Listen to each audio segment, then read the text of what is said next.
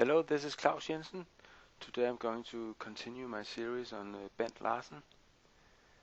After his brilliant last half of 1967, where he won 4 tournaments in a row, he had a little break before he played a tournament in Monte Carlo in Monaco in April of 1968. This was a very strong tournament with 11 GMs among the 14 contestants. Generally, Larsen was satisfied with his performance in this tournament, although he played a few bad games on the way. But in the end, it was enough to win the tournament.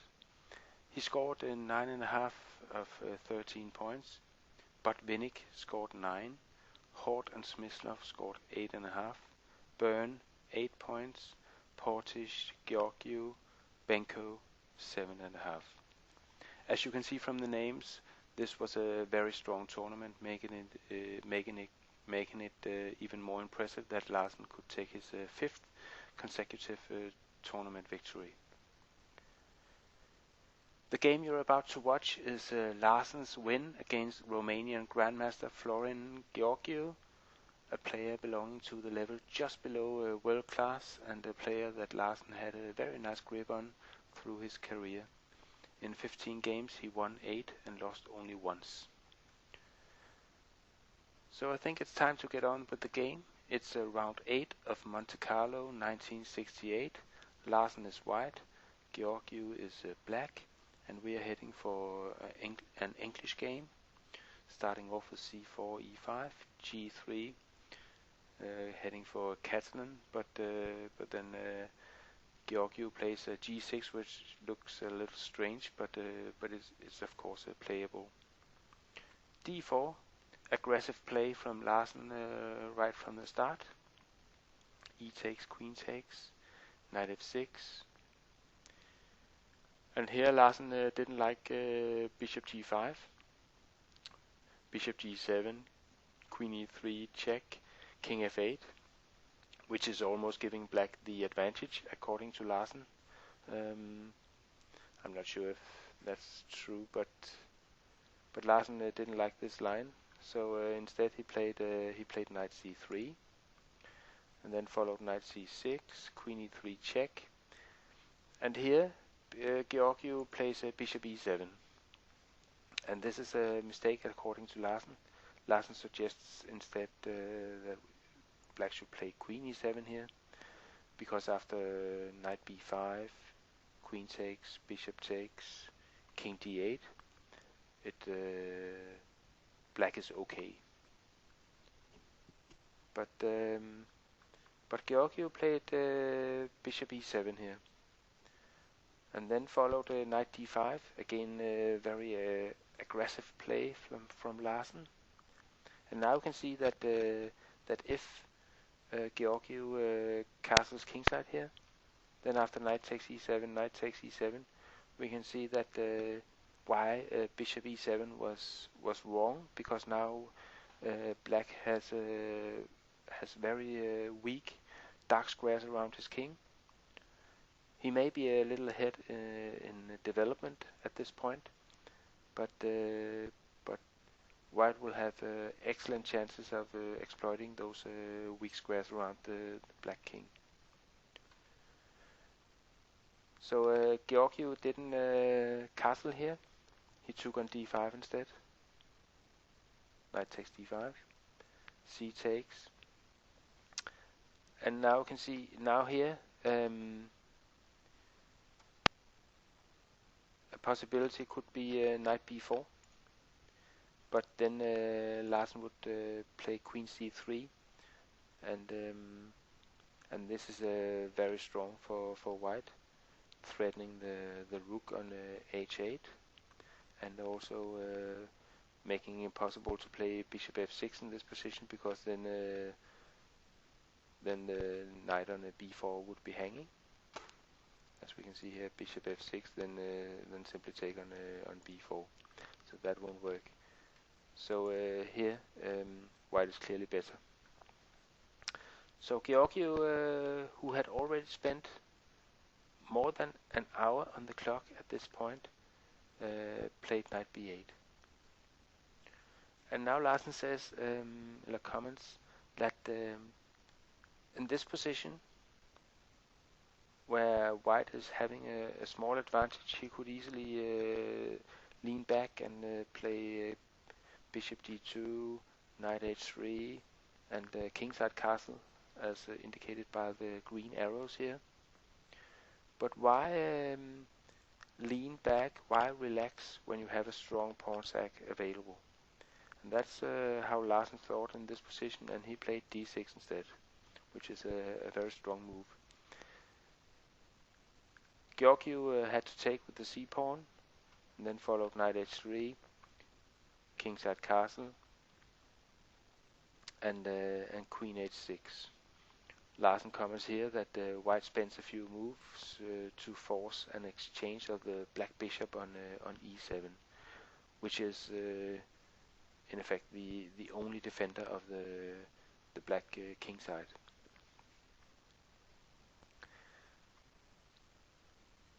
Gheorghiu played knight c6 here.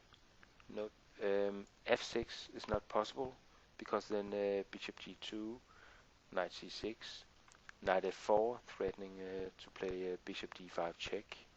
It's very strong for white, this check here. So f6 is not an option. So knight c6 is the right move. And now it's important for white to play knight g5 immediately, because if he plays bishop d2 first, then knight d4, and then if knight g5,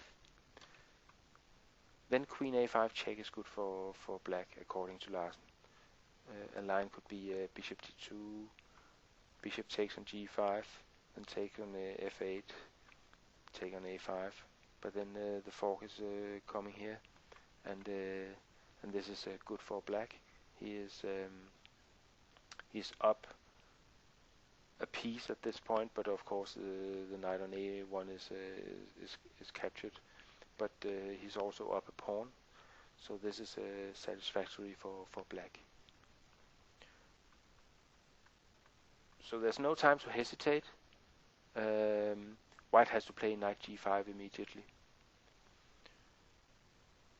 And still, queen a5 might be an idea here.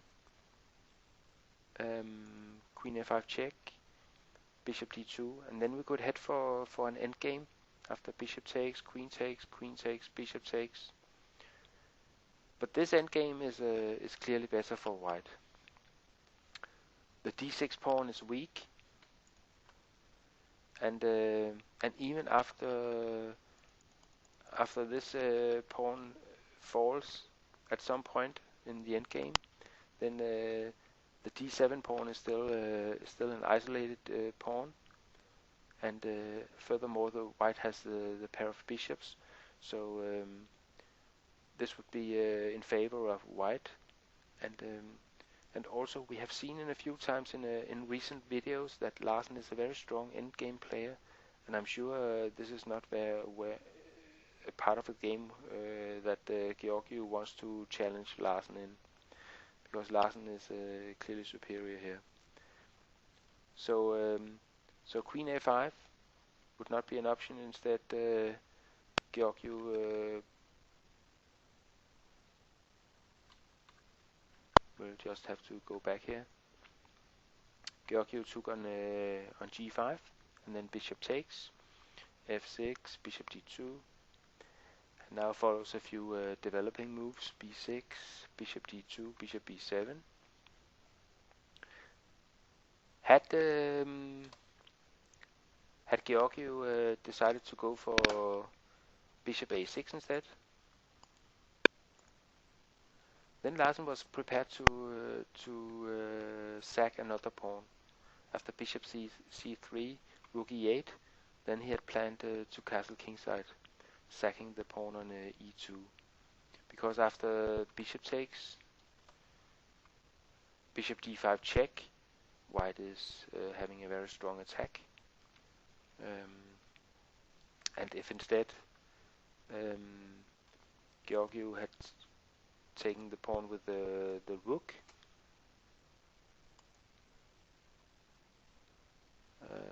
some problems with the mouse here. Just a minute. Taking the rook here. Then after rook fd1. Sorry. Just have to here. Then after rook fg1, then white is having some threats. After taking on d6, then white is threatening both bishop takes f6 and also bishop takes c6 because the d pawn is pinned there. So there's a lot of threats to the black position here. So this would be a very good continuation for white. But okay, Gheorghiu played bishop b7 instead, and then came castle. And now we can see that now Gheorghiu decides that he wants to get rid of those two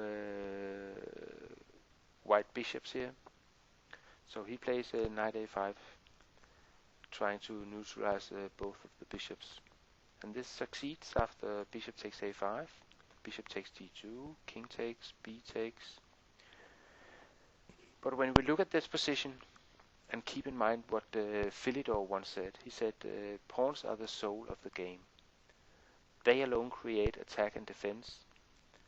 The way they are developed decides the fate of the game. If this saying from Philidor has any truth to it, then white should be winning here, because the black position is in ruins pawn-wise. He has double pawns in the A file, he has double pawns in the D file, a lot of weaknesses. So so this should be winning for white, but of course there's still a lot of hard work to do here. Larsen plays rook a d1, pointing at the d6 pawn, queen e7, planning to meet queen f4 with queen e5. Rook d2, planning to double the rooks in the d file. Rook a to b8, threatening putting pressure on the b2 pawn, doubling the rooks. Queen e4 check, king g1, rook b6, protecting d6. And here Larsen plays h4, and he gives this move exclamation marks.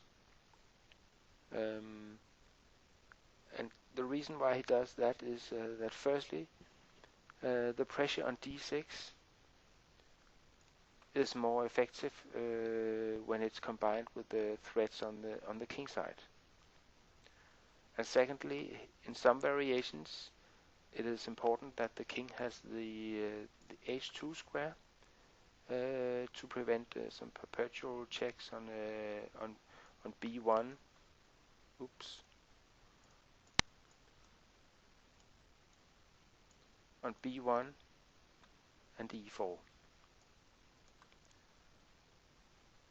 So it might be important to give the king the h2 square. So h4 is a multi-purpose move, and after that Gheorghiu plays queen a5. And on a side note, Gheorghiu is in side note already.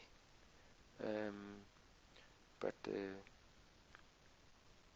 that plays no significance at this point. But after b3, protecting the b pawn and effectually making the pressure on d6 more effective, then followed rook c8 here.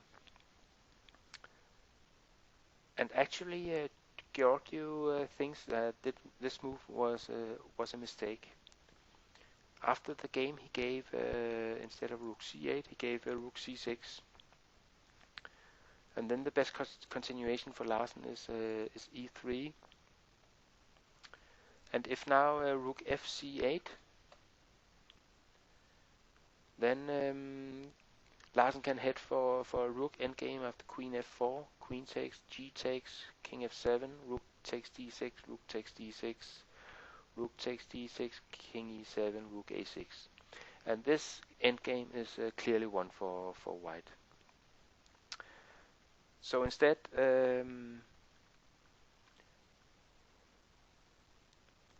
instead of playing rook fc8 here, Gheorghiu has a possibility of playing a4 to make the white pawns weaker on the king side, queen side, sorry. After b takes, rook fc8, queen f4, and we're heading the same endgame, but now the white pawn structure is a little weaker, and here Larsen considers this endgame won as well, but a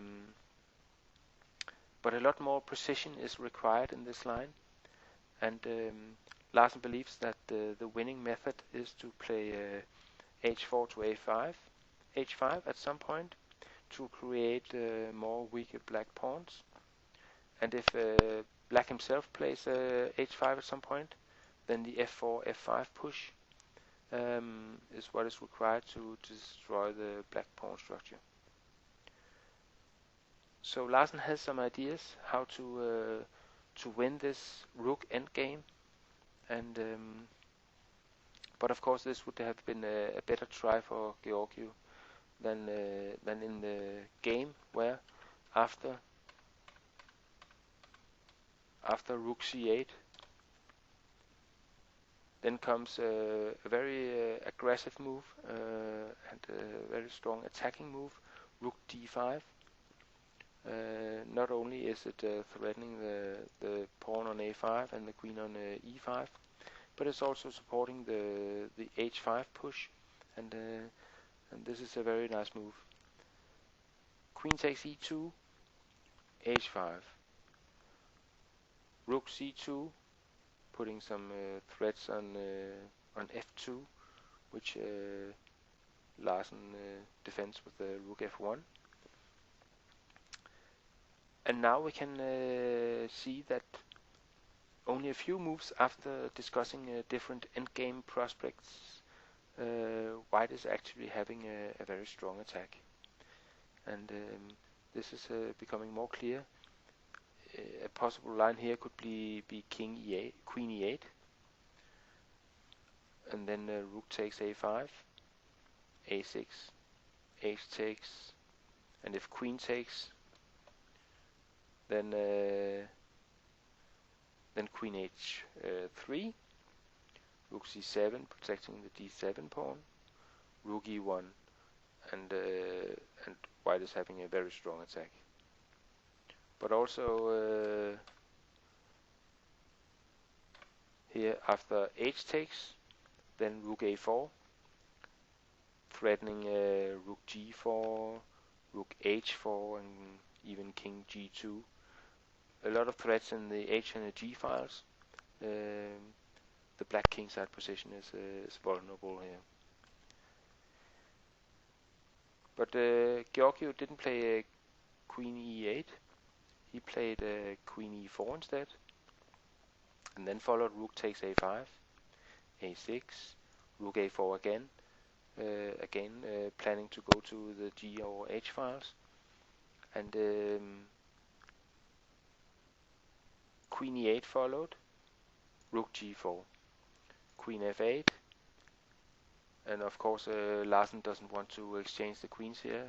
The queen is a very good attacking piece, so queen e3 is played,